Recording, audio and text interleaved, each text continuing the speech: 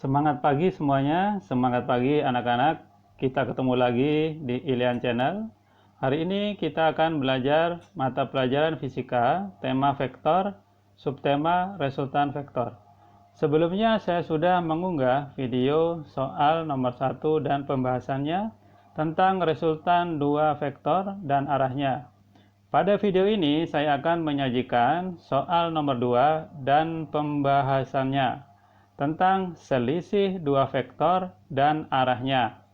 Sebelum menyimak, jangan lupa berdoa lebih dahulu agar kita memperoleh kemudahan dalam belajar. Sekarang kita lanjutkan soal nomor 2. Dua buah vektor kecepatan masing-masing V1 sama dengan 30 m/s dan V2 sama dengan 20 m/s membentuk sudut 60 derajat. Tentukanlah A. Selisih kedua vektor tersebut. B. Arah selisih kedua vektor. Diketahui V1 sama dengan 30 m/s, V2 sama dengan 20 m/s, alfa sama dengan 60 derajat. Alfa adalah sudut antara vektor V1 dan vektor V2. Ditanya yang A, D. D adalah selisih kedua vektor. B ditanya beta.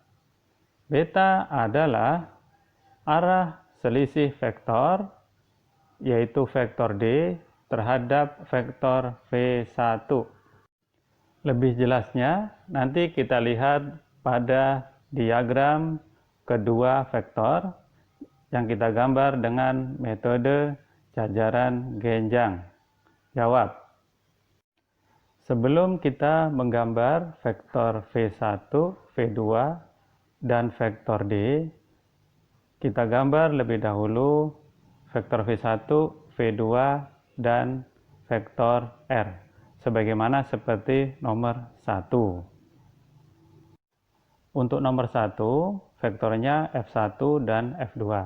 Untuk nomor 2, di sini vektornya adalah V1 dan V2. Cara menggambar vektornya sama saja, tetap menggunakan skala. Skalanya di sini saya menggunakan 1 cm mewakili 10 m/s.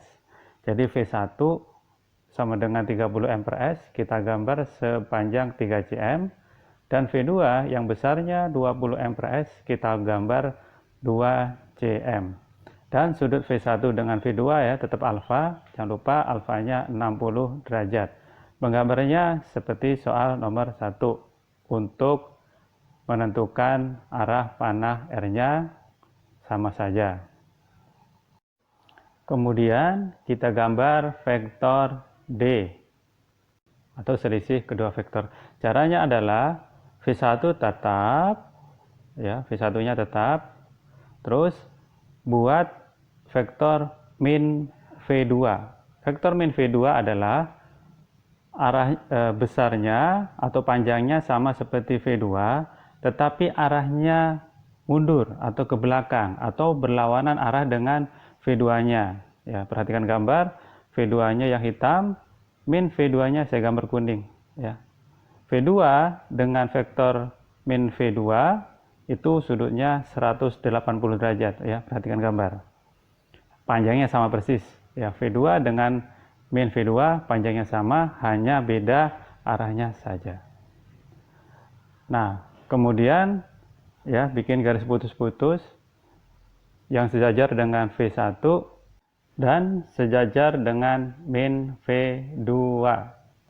Vektor V1, vektor min V2, dan garis putus-putus itu membentuk bidang jajaran genjang. Kemudian dari titik pangkal kedua vektor V1 dan min V2, kita tarik sebuah garis, ya, lihat yang warna hijau.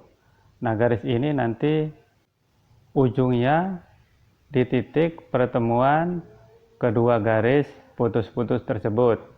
Nah, dan di ujungnya kita kasih tanda panah dan kita tulis D. Jadi vektor yang warna hijau itu adalah vektor D atau selisih kedua vektor.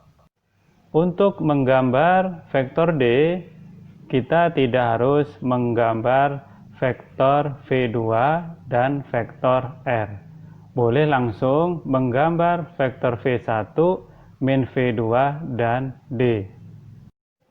Nah, beginilah cara menggambar vektor D.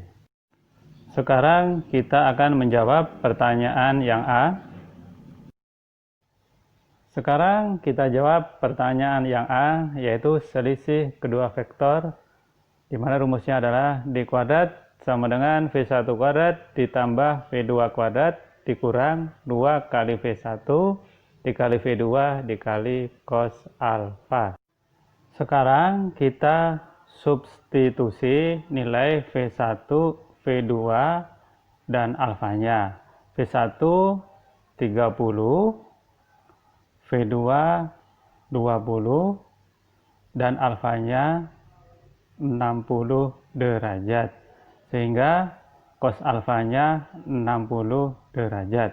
D kuadrat sama dengan 30 kuadrat nilainya 900, 20 kuadrat nilainya 400, min 2 kali 30 kali 20 kali cos 60. Berapakah nilai cos 60? Setengah. Nilai cos 60 setengah. D kuadrat sama dengan 900 ditambah 400 dikurang 2 kali 30 kali 20 kali setengah, ya. 2-nya dengan 2 pada penyebut 1/2 kita coret. Karena bilangannya sama, maka 2 yang atas kita coret jadi 1, dan 2 pada 1/2 kita coret jadi 1 juga, sehingga diperoleh hasil kalinya 600. D kuadrat sama dengan 900 ditambah 400 dikurangi 600, hasilnya adalah 700.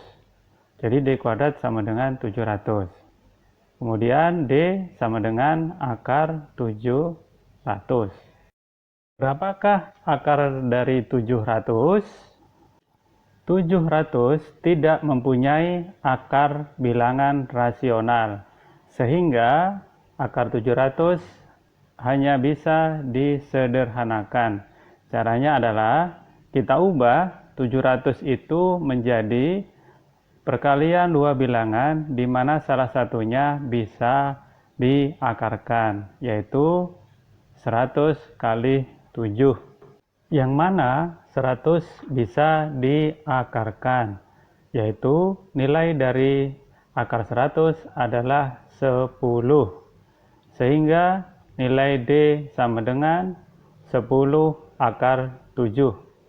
Jangan lupa satuannya ditulis M per S. Jadi D satuannya sama dengan satuan V1 dan V2. Kita lanjutkan menjawab pertanyaan yang B. Langsung saja kita tulis rumusnya.